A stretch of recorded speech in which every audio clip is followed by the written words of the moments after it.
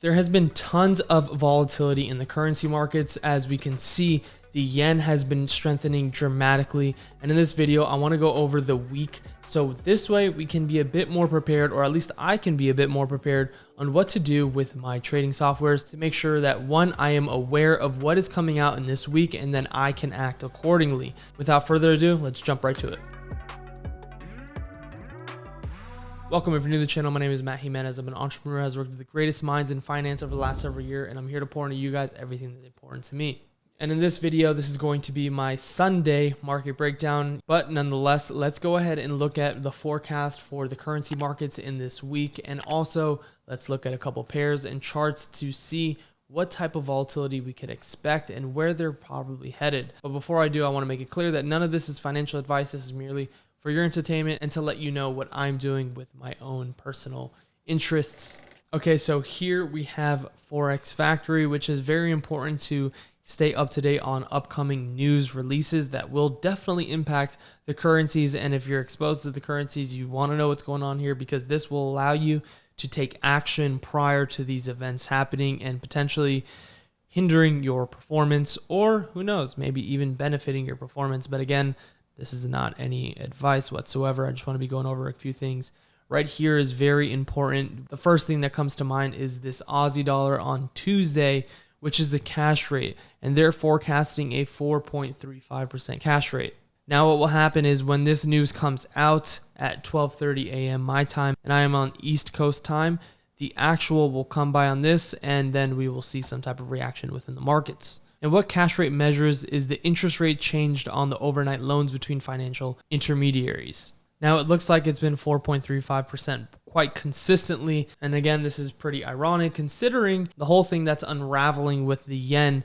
As you guys know, the 50 account took a massive hit because of this exact setup right here. So if I was to borrow and get a large lump sum of yen because it has such a low interest rate, I would go ahead and invest this in the Aussie dollar, which has a 4% interest rate, 4.35% that is, and it would allow me to get more yield for the money that I borrowed at 0% with the yen. But now that the interest rate went up on the yen, I got my hands tied because I need to either make up for the difference, because now the amount that I borrowed from Japan is not the same because the interest rate went up, and I need to cover the difference or get margin called. And now with this AUD news coming out, with all the volatility that's already happening in the Aussie yen, I would hope that this can bring some type of alleviation bounce in this pair, because it has just been bleeding dramatically. And when I say bleeding, this is not typical stock, so if it goes down, that doesn't mean it's doing bad.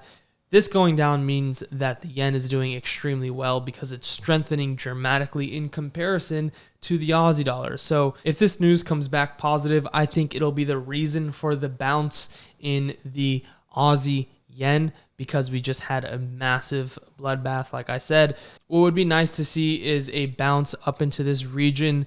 One, because anyone that's involved in this trade, and let's say they're probably stuck in it, they're looking for some type of bounce, most likely. That's number one. Number two, I actually have several positions open with the Aussie dollar involved. So I am looking for some type of movement on the Aussie dollar to help a couple positions out that I have open at the moment. Now, one thing I also want to measure is how deep of a move has this been since the rate raise in Japan. And as you could see, this move is quite dramatic. We have pulled back 50% of this entire move to the upside. So this measuring tool that I just pulled out is called the Fibonacci retracement. And I'm not going to get into it now because it's extremely intricate.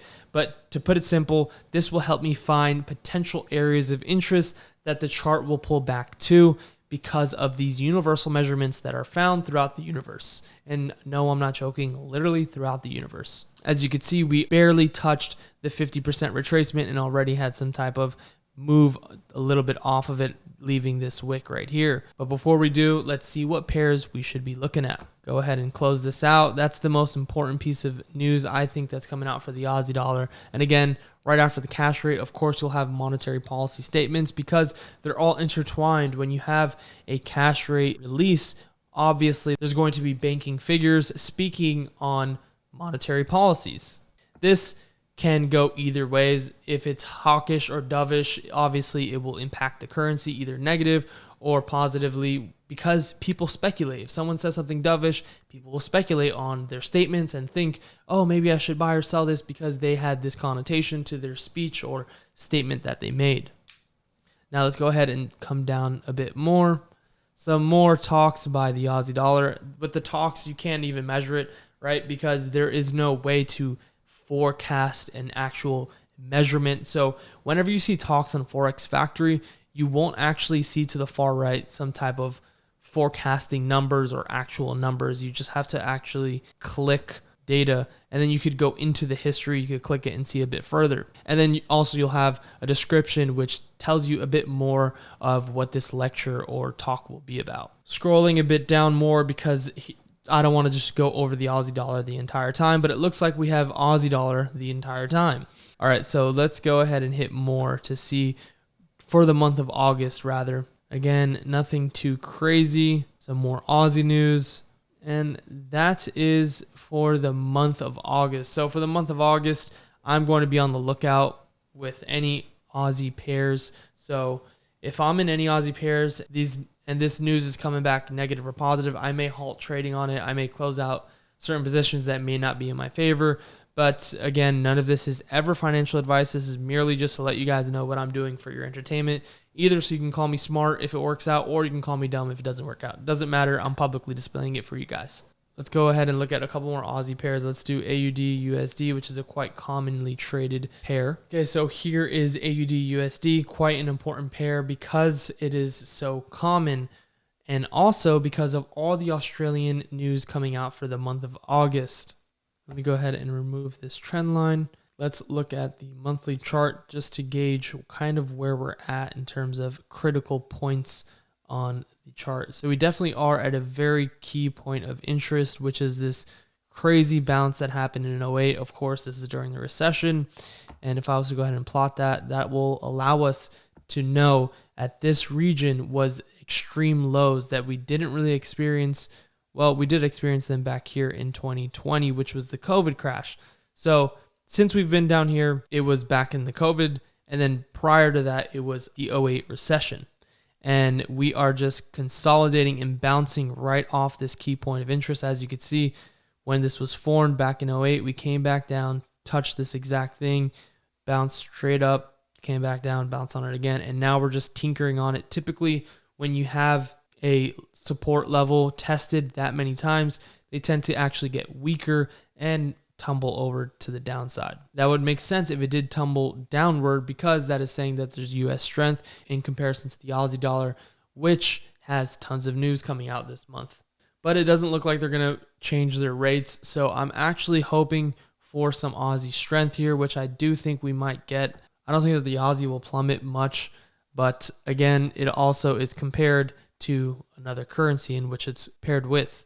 So if the other currency does extremely well and the Aussie stays neutral, that obviously will mean Aussie weakness by default. So now that we know that that level of support is at 0.63070, I'd like to just always keep my eyes on that level to see if we can keep it strong and bounce off of it again, or we'll end up breaking through it. As you can see, the Aussie dollar has just been getting quite slaughtered lately across a multitude of pairs. So I wouldn't be surprised if it broke down. I kind of wanted to get some strength because certain things are extremely overextended in one direction, and I think that that needs to change. Now, there's not a clear distinction or any type of sign of a reversal here. It is a bit of chop. You do have a continuation of lower highs being formed, but fortunately you have this series of higher lows being formed. So there is some type of strength in the Aussie dollar on this pair, even though it seems to just be getting slaughtered. We are forming this kind of wedge pattern, which is typically a breakout pattern.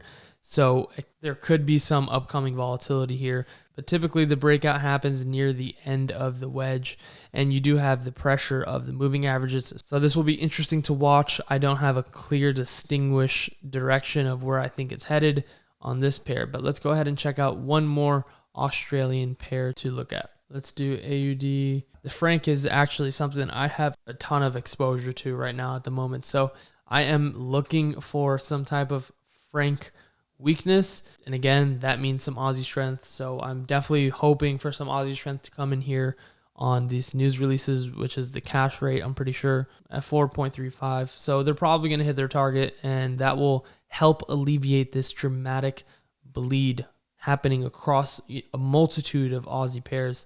I would like to see some type of bounce upward here into this region, which we have some support right through here. As you can see, let's just drop this rectangle here, pull it across.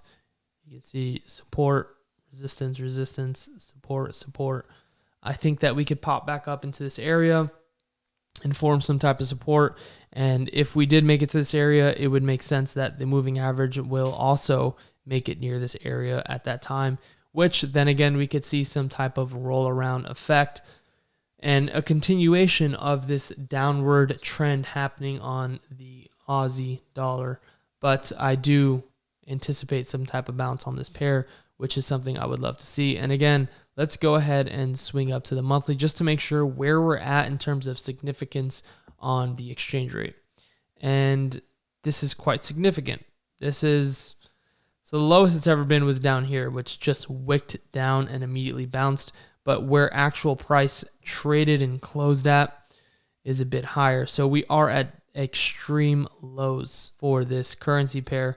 And ironically, where I dropped this support level is right in the middle of this resistance that I drew. Now, we are overly extended from the moving averages. I would hope that we could get a bounce to try and level things out a bit. But again, we are in extremely volatile times. Now, that's all I got for you guys.